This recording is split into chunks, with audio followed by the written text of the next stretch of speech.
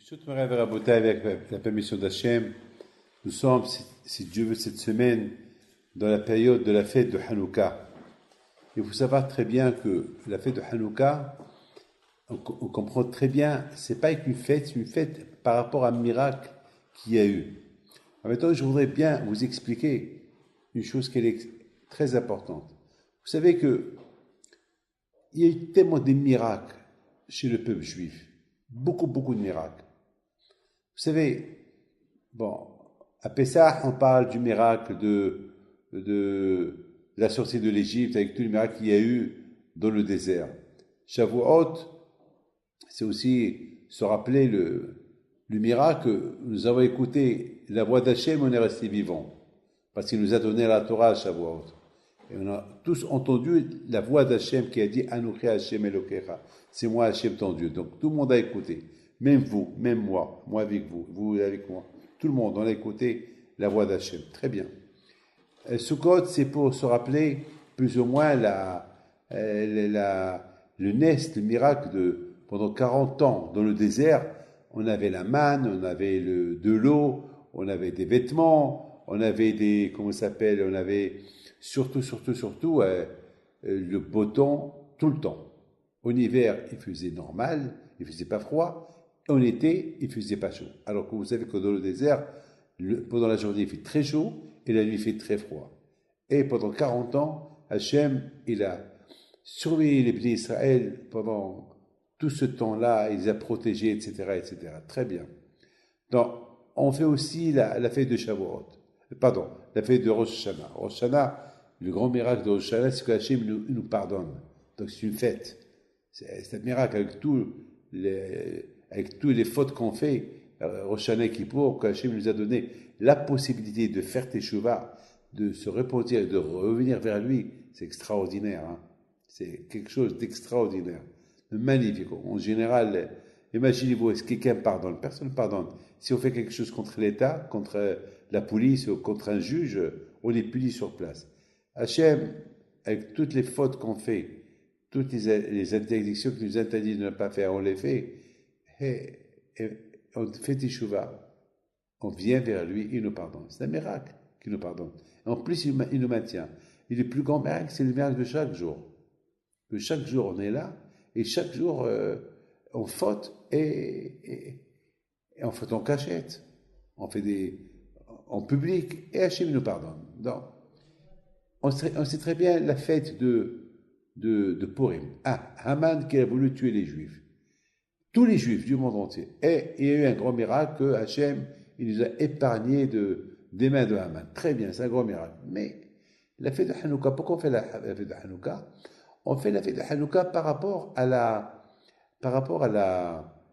au fiole d'huile qu'on a trouvé, petite fiole d'huile, qui devait durer un jour, et elle est restée allumée 8 jours. Waouh, quel miracle! Très bien. Mais il y a beaucoup de miracles. Le peuple juif a vécu beaucoup de miracles pendant son existence. Déjà, vous savez, nos sages ils disent qu'il y avait 10 miracles qui se produisaient à Jérusalem, et les gens, les juifs et les non-juifs, ils venaient à Jérusalem uniquement pour voir ces miracles-là. Et tout le monde était épaté de voir ces grands miracles qui se passaient à l'intérieur du temple. On ne fait rien pour se souvenir de ces miracles-là. Et pour le miracle de la fiole d'huile, que lui qui reste allumé un jour et reste 8 jours, on fait de ça une publicité, personne ne dit ça, il faut la publier, et on doit la faire, et on doit se rappeler. Alors que, je vais vous dire quelques miracles qu'il y avait à Jérusalem pendant l'époque de Beth Amikdash. Rabbi Hanina, qui était un des Kohanim, un des adjoints du Kohen Gadol, il a dit que jamais j'ai trouvé la lumière de la menorah éteinte. Beaucoup de fois, c'est arrivé que l'huile se terminait et il y avait rien et elle restait allumée. Il pouvait même rester allumé je ne sais pas combien de temps. Un miracle. En plus, on dit que, vous savez, à l'époque, il n'y avait pas de frigidaire. Il fait chaud, et au Beth Amikdash, il y avait là-bas beaucoup d'abattage, beaucoup de sacrifices, et beaucoup de sang, beaucoup de viande. Parfois, il pouvait avoir un petit morceau de viande perdu quelque part, et qui va pourrir. Et Hachamim, le sage, ils disent, jamais la viande dans le temple, elle a pourri. Et jamais elle a attiré des mouches et des moustiques. Alors vous savez très bien que les mouches, ils sont toujours attirés par la viande. Vous savez qu'en Israël, il y a beaucoup des montagnes là-bas, les montagnes de Yehuda. Il y a beaucoup de montagnes là-bas. Il y a beaucoup, des milliers de scorpions et de serpents. On n'a jamais, nos sages ils disent jamais, ils ont piqué un juif qui se trouvait à Yerushalayim. Jamais, jamais, jamais. Écoutez, c'est ce que nos sages ils disent. Et jamais on a vu des moustiques et des mouches qui s'étaient attirés par la viande de Beth Amikdash. Et de plus, vous savez, beaucoup de fois, il y avait des milliers de femmes enceintes qui venaient, et jamais une femme, elle a avorté. Elle a perdu son enfant.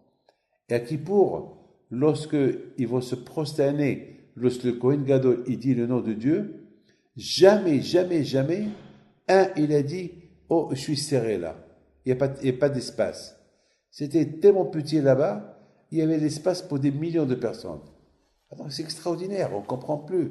On ne comprend pas comment nos sages, ils disent rien de tous ces miracles-là. Il y avait plein de miracles, des miracles, des miracles.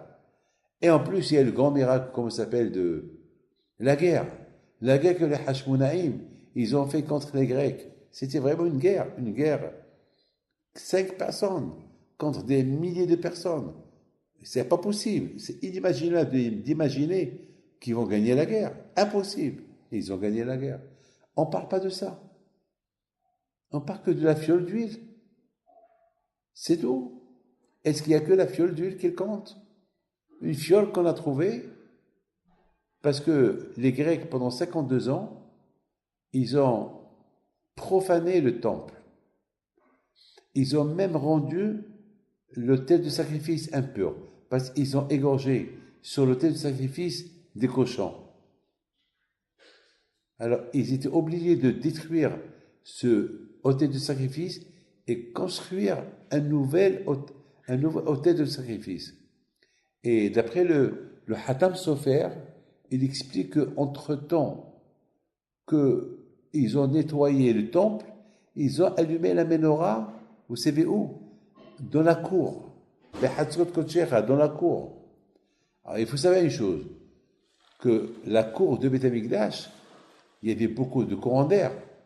Dans la cour, il y a des passages, il pouvait pleuvoir.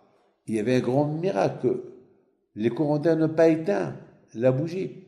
Imaginez-vous allumer une bougie dans la rue, et, en plein mois de décembre, et vous allez voir, avec le vent, elle va s'éteindre. Et là, la menorah ne s'est pas éteinte. Enfin, il y avait tellement de miracles, et on ne nous parle que du miracle de la fiole d'huile, qu'elle est restée allumée pendant 8 jours. C'est ça, je ne comprends pas. Mes amis, il faut savoir une chose, que finalement, si nos sages, ils ont instauré, écoutez très bien, l'allumage de Hanouka, et ils nous disent que tous les miracles qui s'est passé à cette époque-là, c'est grâce à la fiole d'huile. Il y a quelque chose qui est caché derrière la fiole d'huile.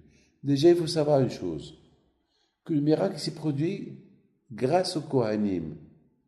Parce que les Kohanim, les Hashmonaïm, ils étaient des Kohanim. En général, les Kohanim, ils ne font pas la guerre. Les généraux des Kohanim, ils sont au service du peuple juif au temple, le Beth Amikdash. C'est eux qui font les sacrifices, c'est eux qui prient pour nous le jour de Kippour pour le pardon. Ils ont pas mal de travail ils sont tout le temps occupés au temple. Et là, on a vu que les Kohanim, c'est eux-mêmes qui ont fait la guerre contre les Grecs. Et c'est eux-mêmes qui ont jeté les Grecs en dehors de Jérusalem. Et c'est eux qui ont reconstruit, ils ont détruit l'ancien autel de sacrifice qui a été impur par les Grecs. Ils ont construit un nouveau. Et c'est eux, c'est grâce à eux que le miracle de Hanouka, il est venu. Et c'est eux qui ont trouvé la fiole d'huile. On dirait que Hachem, il veut nous lancer ici un message. C'est quoi le message exactement? Et vous savez une chose, si on prend la lettre de Hanouka, on partage la lettre de Hanouka, on va trouver Hanouka. Hanou, ça veut dire repos, ils ont campé, ou bien ils ont terminé la guerre. Kafé, c'est le 25. C'est ce que la Gemara dit. Le Talmud dit, Maï Hanouka, c'est quoi Hanouka? Pourquoi on appelle Hanouka? Pourquoi cette fête elle s'appelle Hanouka? Et Hachamim disent, c'est parce que les Hashmonaïm, ils ont fait la guerre contre les Grecs, ils ont terminé la guerre le 25 qui se lève. Et c'est le 25 qui se lève qu'ils ont allumé, qu'ils ont cherché pour la fiole d'huile, parce que toutes les fioles qui étaient là-bas, d'huile, ils étaient souillés, ils étaient ouverts. Ils les ont rendus impurs, les Grecs. Donc, ils ont trouvé une qui était fermée, bien fermée. Il faut savoir que l'idée des Grecs, c'était quoi? C'était quoi leur idée? D'ouvrir tous les fioles d'huile. C'était quoi leur... Ils ont pensé à quoi? Pourquoi ils ont...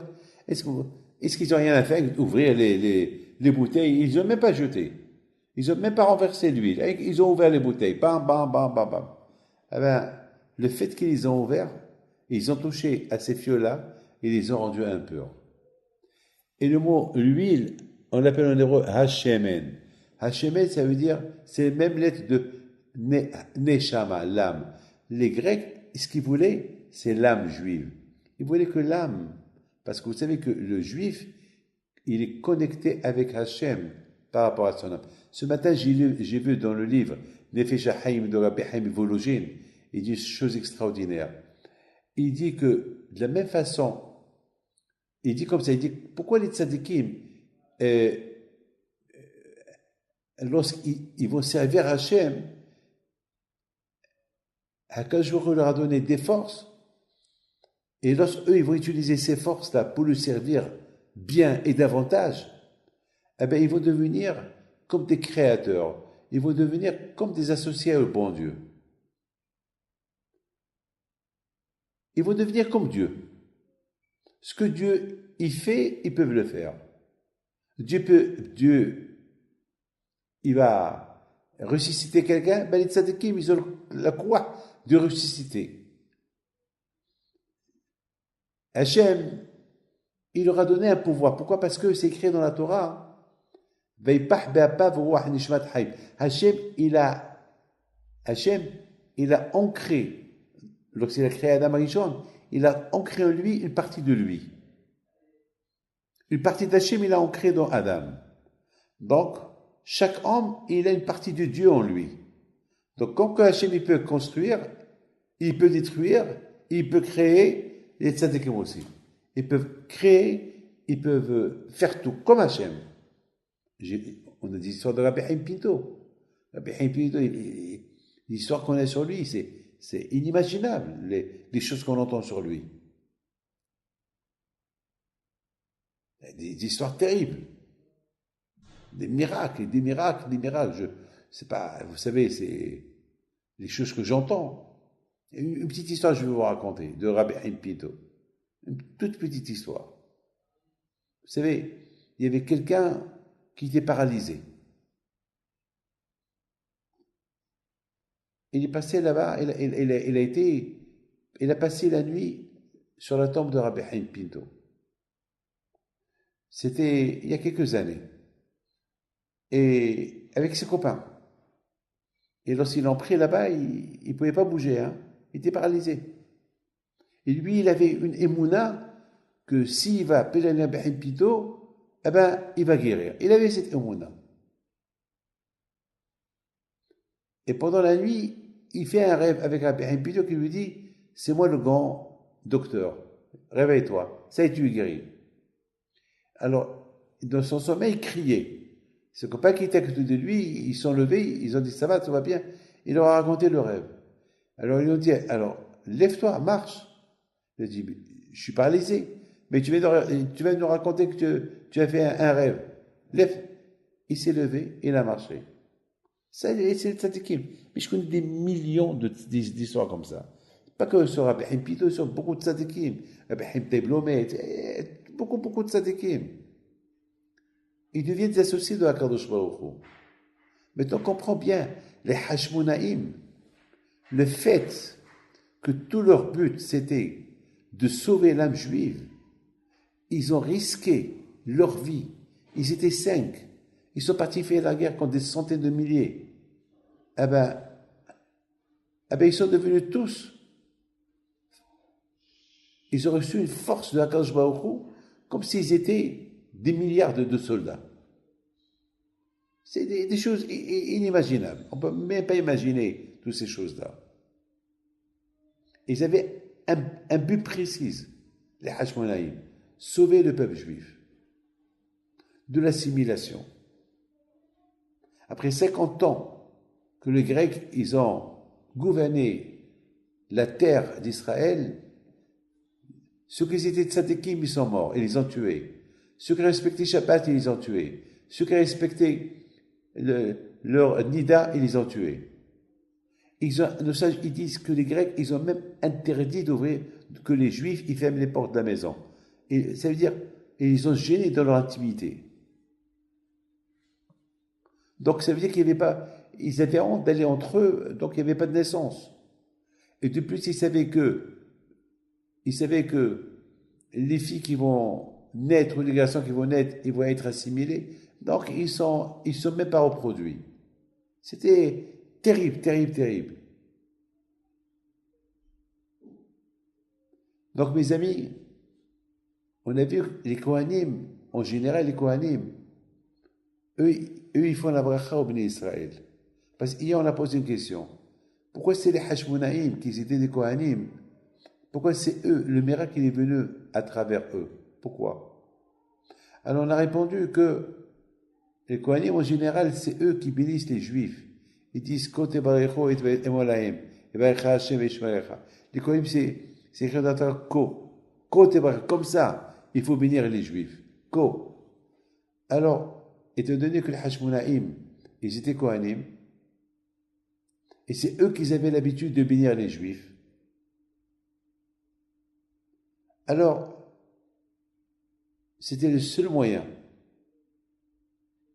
pour faire maintenant, pour que le miracle il est venu à travers leurs mains, pour rapprocher encore les Juifs vers le Beth Amikdash, parce que tellement que le Beth Amikdash, les Grecs, ils l'ont souillé, et aucun Juif ne venait au Beth Amikdash, et les Juifs qui venaient au Beth Amikdash, c'est pour faire l'idolâtrie, à l'idolâtrie grecque, sacrifier les cochons. Voilà comment est devenu le Beth Amikdash à l'époque. Maintenant, Akash il a fait, c'est comme ça je pense, Hachem il a fait qu'il y a eu le miracle, il est venu à travers les Kohanim, pour que les Kohanim, il les rapproche à revenir, à retourner encore au Beth Amikdash.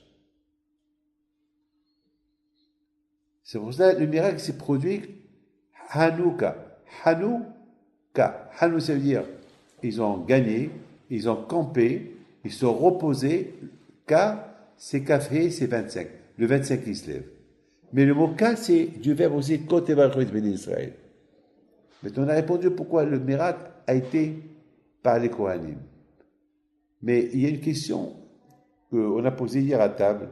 On a posé hier une question, on a dit quelle est la raison pourquoi il s'est passé que les Grecs, ils ont eu une emprise sur les Juifs. Et quand même, à l'époque, Israël, c'était un pays. C'était un pays quand même. Qu'est-ce qui s'est passé exactement? Que les Juifs, ils sont presque assimilés avec les Grecs. Qu'est-ce qui s'est passé exactement? Comment? Attends, c'est pas possible. Israël, c'était un pays avec le Beth Amikdash, les Kohanim. Enfin, il y avait les synagogues, il y avait les shivot, il y avait les kolélim, les écoles juives. Comment ça se fait que tout le monde soit assimilé? Qu'est-ce qui se passe exactement? Eh bien, nos sages, ils disent, il y a le pré Hadash, il dit que malheureusement, la faute qu'ils ont fait les Juifs, les trashlo ba'avodatam, ils se sont un peu, ils ont ralenti leur travail au Beth Amikdash. Vous savez que dans le Beth Amikdash, les Kohanim, ils sont actifs. Ils doivent courir à gauche et à droite. Et ça court. Ils sont actifs. Et là, les trashlo, là, ils étaient fainéants. Alors, vous savez très bien que nous, à Israël, toujours, on apprend des grands. Vous avez compris? On apprend des grands. On voit comment les rabbins, ils se comportent avec le bon Dieu. Et c'est comme ça que nous aussi, on se comporte avec le bon Dieu. Et étant donné que les Kohanim, ils se sont mal comportés avec le bon Dieu, hein, parce que dans le Beth Amikdash, ils se sont un peu relâchés du travail au Beth Amikdash. Alors les Juifs, ils ont appris d'eux, comme eux aussi, ils ont appris d'eux. Ils sont aussi relâchés. C'est ce qu'on appelle. Vous savez que toujours les rabbins, ils sont exemplaires. Comment ils se comportent, nous on se comporte. Comment ils se comportent, nous on se comporte. Et c'est ça, mes amis, c'est ça le problème. Alors, le fait qu'ils étaient un mauvais exemple, alors malheureusement, parce qu'ils se sont ralentis du travail de Beth Amikdash, vous savez très bien, on se ralentit un peu, alors on continue à se ralentir jusqu'à la fin, on perd tout. Donc, c'est la raison pourquoi, quand je vois, il a dit aux Hashmonaïm, qu'ils étaient des Kohanim, ils ont compris.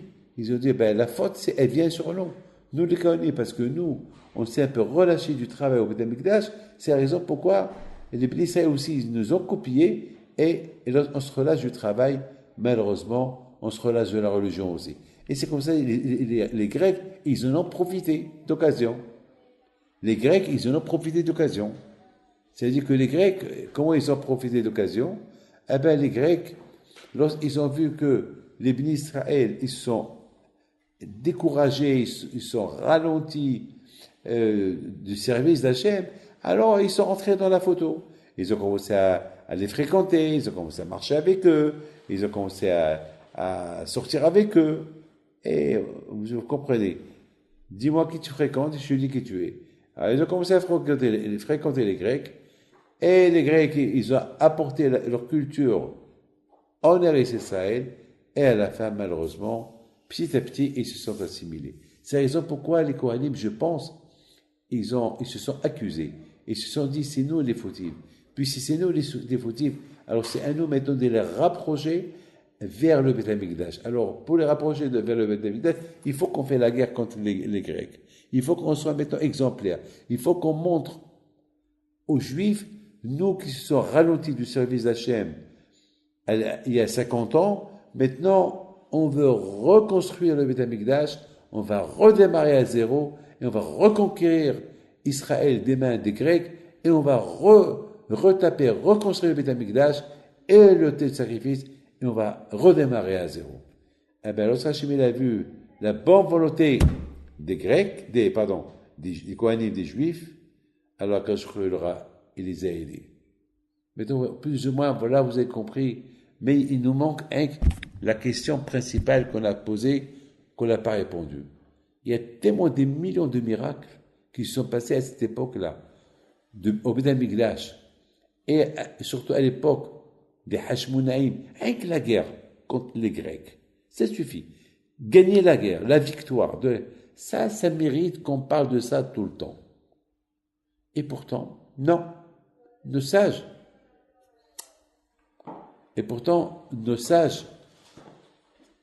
ils parlent uniquement du miracle de la fiole d'huile.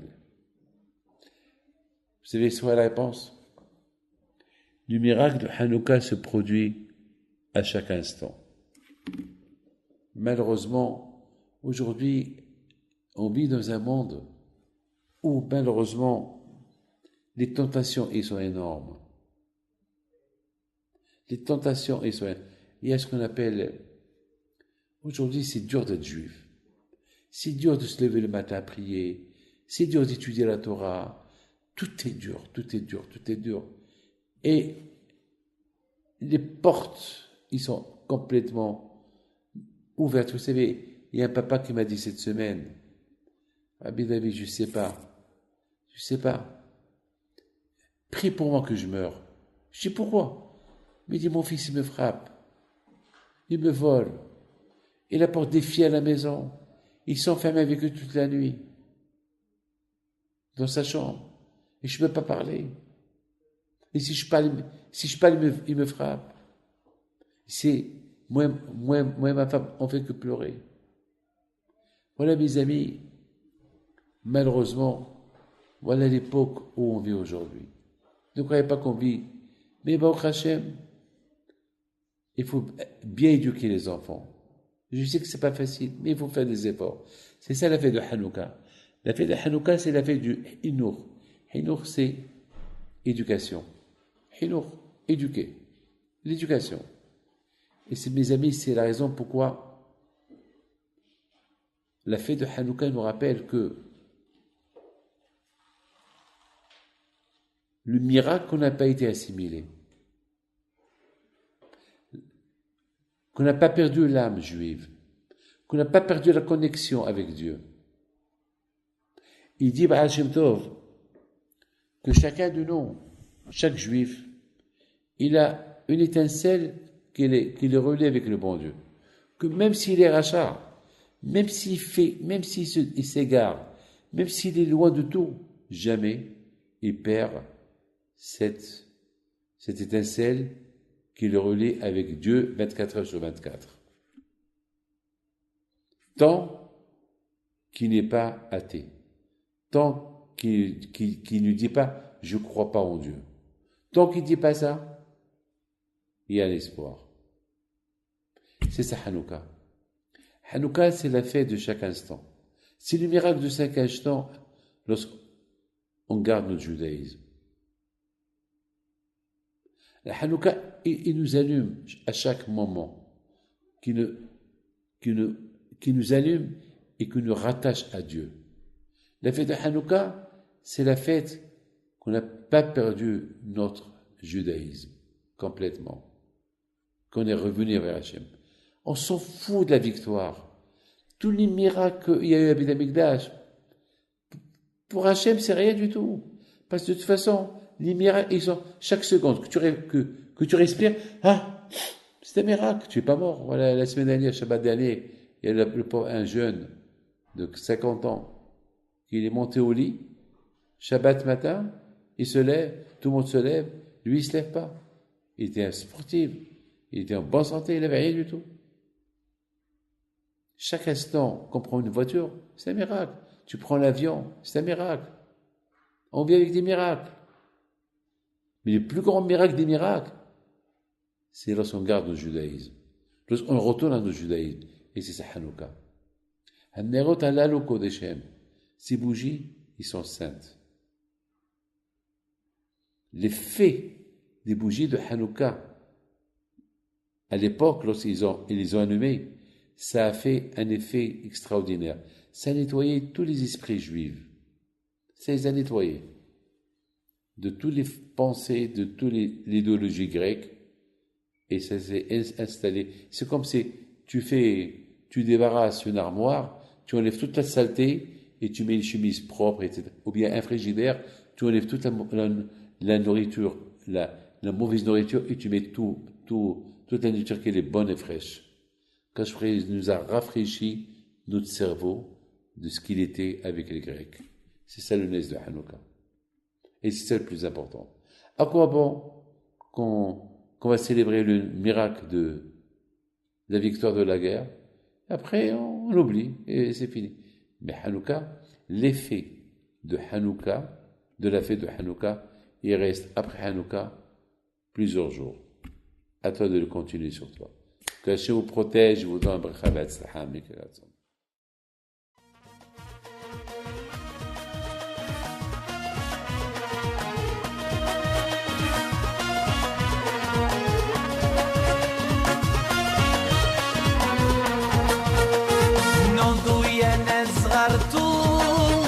على ربيع حيم بنتو وقف لنا زيخو